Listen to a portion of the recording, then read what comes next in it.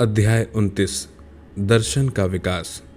जब राज्य और वर्ण भेद मूलक सामाजिक व्यवस्था दोनों दृढ़ हो गई, तब प्राचीन चिंतकों ने सिखाया कि मानव को 4 पुरुषार्थों की प्राप्ति के लिए प्रयास करना चाहिए।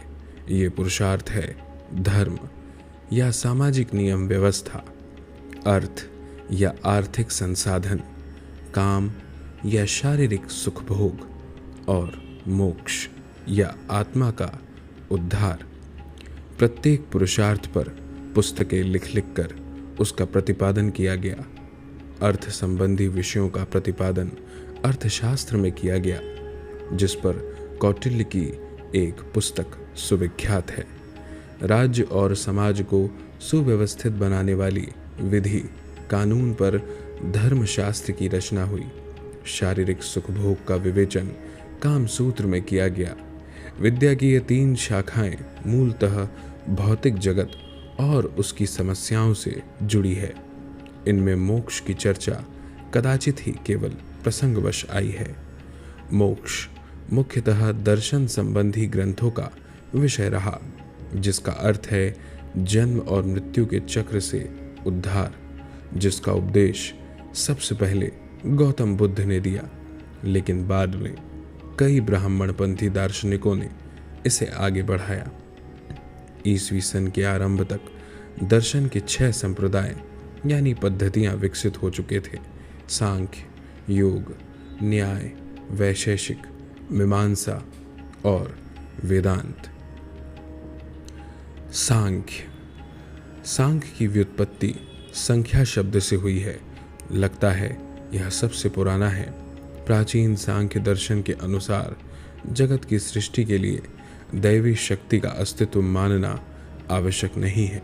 जगत की उत्पत्ति ईश्वर से नहीं अपितु प्रकृति से होती है। यही तर्कमूलक प्राचीन मत था। 4वीं सदी के आसपास सांख्य दर्शन में प्रकृति के अतिरिक्त पुरुष नामक एक और उपादान जुड़ा और दोनों को सृष्टि का कारण माना गया। इस नवीनतम मत के अनुसार प्रकृति और पुरुष दोनों के मेल से जगत की सृष्टि होती है। इस तरह सांख्य अपने आरंभ काल में भौतिकवादी था, फिर आध्यात्मिकता की ओर मुड़ गया। तो भी इस दर्शन के अनुसार मोक्ष यथार्थ ज्ञान की प्राप्ति से हो सकता है, और मोक्ष प्राप्त होने पर मानव को दुख से हमेशा के लिए छुटकारा मिल जाता है। यह यथार्थ ज्ञान प्रत्यक्ष, अनुमान और शब्द से हो सकता है। आजकल यही मार्ग वैज्ञानिक अनुसंधान का भी है। योग दर्शन के अनुसार मोक्ष ध्यान और शारीरिक साधना से मिलता है। ज्ञानेंद्रियों और कर्मेंद्रियों का निग्रह योग मार्ग का मूल आधार है।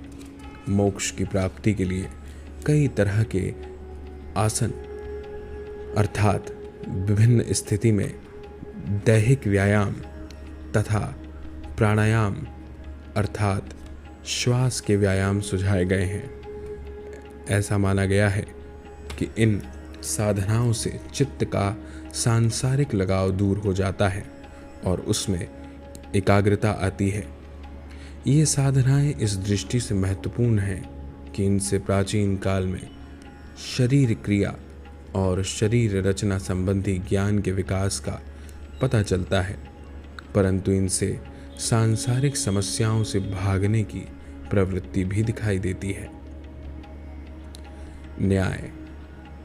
न्याय या विश्लेषण पद्धति का विकास तर्कशास्त्र के रूप में हुआ। इस दर्शन के अनुसार मोक्ष ज्ञान की प्राप्ति से हो सकता है। इसमें विशेष महत्व की बात है किसी प्रतिज्ञा या कथन की सत्यता की जांच अनुमान, शब्द और उपमान द्वारा किया जाना। इस दर्शन में तर्क का प्रयोग किस तरह किया जाता है, इसका उदाहरण नीचे देखा जा सकता है। पर्वत अग्नियुक्त है क्योंकि वहाँ धुआं है। जहाँ जहाँ धुआं रहता है वहाँ वहाँ आग रहती है, जैसे रसोई घर में। इस दर्शन में तर्क के प्रयोग का जो महत्व प्रतिपादित हुआ उससे भारतीय विद्वान प्रभावित होकर तार्किक रीति से सोचने और बहस करने की ओर झुके।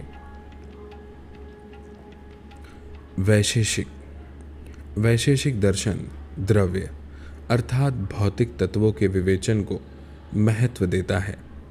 वह सामान्य और विशेष के बीच अंतर करता है। पृथ्वी, जल, तेज, वायु और आकाश के मेल से नई वस्तुएं बनती हैं। वैशेषिक दर्शन ने परमाणुवाद की स्थापना की। इसके अनुसार भौतिक वस्तुएं परमाणुओं के संयोजन से बनी है। इस प्रकार वैशेषिक दर्शन ने ही भारत में भौतिक शास्त्र का आरंभ किया। लेकिन इस वैज्ञानिक दृष्टि को ईश्वर में विश्वास और अध्यात्मवाद ने अपने में फंसा लिया और दर्शन में भी स्वर्ग और मोक्ष समा गए।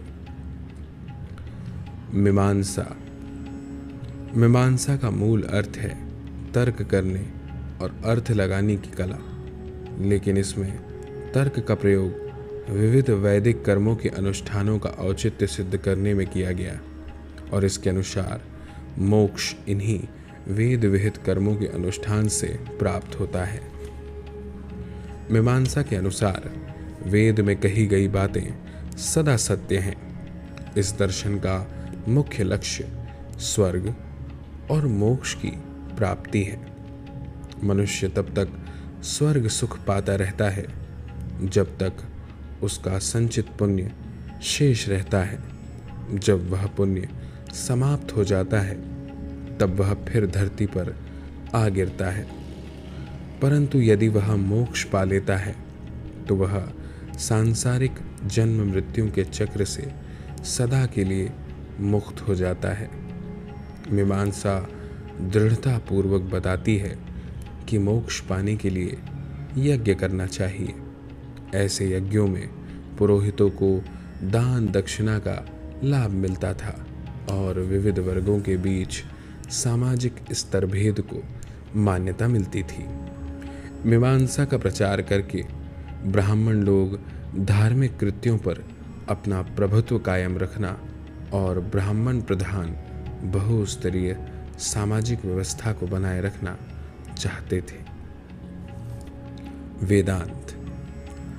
वेदांत का अर्थ है वेद का अंत। ईसा पूर्व 2री सदी में संकलित बादरायण का ब्रह्मसूत्र इस दर्शन का मूल ग्रंथ है। बाद में इस पर 2 प्रख्यात भाष्य लिखे गए। पहला शंकर का 9वीं सदी में और दूसरा रामानुज का 12वीं सदी में। शंकर ब्रह्म को निर्गुण बताते हैं, किंतु रामानुज के अनुसार ब्रह्म सगुण है। शंकर ज्ञान को मोक्ष का मुख्य कारण मानते हैं, किंतु रामानुज भक्ति को मोक्ष प्राप्ति का मार्ग बताते हैं। वेदांत दर्शन का मूल आरंभिक उपनिषदों में पाया जाता है। इस दर्शन के अनुसार ब्रह्म ही सत्य है, अन्य हर वस्तु माया अर्थात अवास्तविक है। आत्मा और ब्रह्म में अभेद है।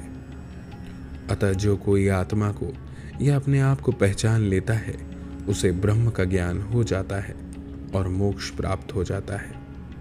ब्रह्म और आत्मा दोनों शाश्वत और अविनाशी हैं।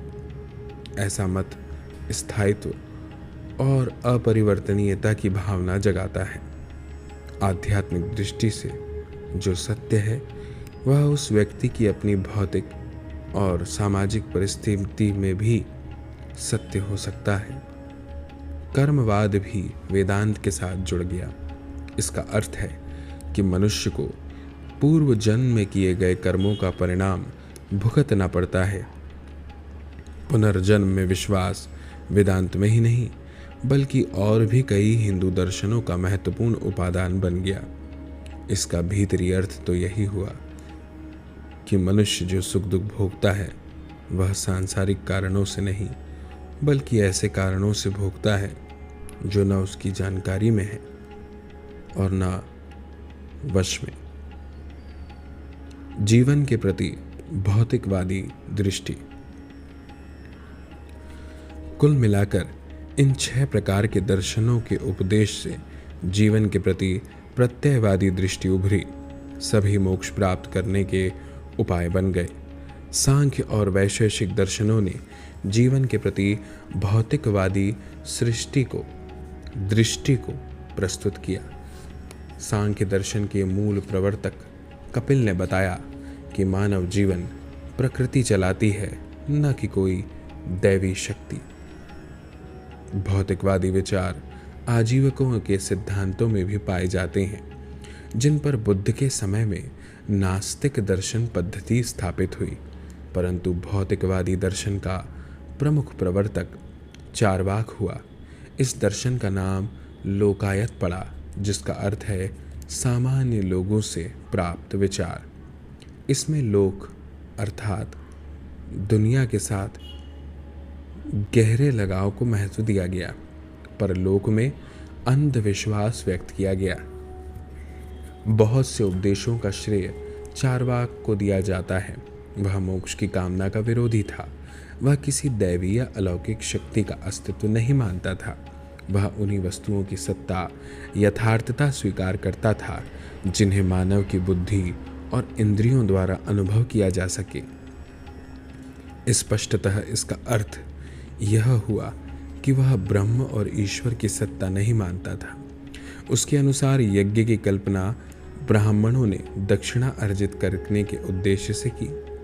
चार्वाक को बदनाम करने के लिए उसके विरोधियों ने उसके केवल इस मत को खूब उछाला, जब तक जिए सुख से जिए, कर्ज लेकर घी पिए। लेकिन चार्वाक का वास्तविक योगदान है उसकी भौतिकवादी दृष्टि। वह किसी भी कार्य में दिव्य या अलौकिक हाथ को नकारता है और मानव को सभी क्रियाओं का मूल मानता है। भौतिकवाद के आग्रह वाले दार्शनिक धाराओं का विकास ईसा पूर्व 500 और 300 के बीच की अवधि में हुआ, जब आर्थिक और सामाजिक स्थिति विकास विस्तार की ओर थी। गंगा के मैदान में अन्यत्र बस्तियां बनाने में और दैनिक जीवन गुजारने में बाधा डालने वाली प्रकृति के विरुद्ध संघर्ष के परिणाम स्वरूप लोहे के सहारे खेती का कौशल उद्भूत और विकसित हुआ। धातु मुद्रा चली, शिल्प एवं व्यापार चलने लगा। इस नए वातावरण में वैज्ञानिक और भौतिकवादी विचारधारा पनपी। यह विचारधारा मुख्य रूप से चार्वाक दर्शन से आई तथा कई परंपरागत दार्शनिक धाराओं में भी दिखाई दी। 5वीं सदी के आते आते भौतिकवादी दर्शन को प्रत्ययवादी दार्शनिकों ने दबा दिया। वे भौतिकवादी दर्शन की निरंतर निंदा करते रहे और धार्मिक अनुष्ठानों एवं आध्यात्मिक साधनाओं को मोक्ष का मार्ग बताते रहे। उन्होंने सांसारिक कार्य का कारण अलौकिक शक्ति को बतलाया। यह मत वैज्ञानिक अनुसंधान की प्रगति में और तार्किक चिंतन में बाधक सिद्ध हुआ। प्रबुद्ध वर्ग भी ब्राह्मण और क्षत्रियों के विशेष अधिकारों पर शंका करने में हिचकिचाने लगे। प्रत्ययवादी और मोक्षवादी दर्शनों में खोया हुआ जनसामान्य वर्ण आधारित समाज व्यवस्था की विषमताओं की ओर तथा राज्य की प्रतिमूर्ति राजा की प्रबल सत्ता की ओर कभी नजर उठा नहीं सका।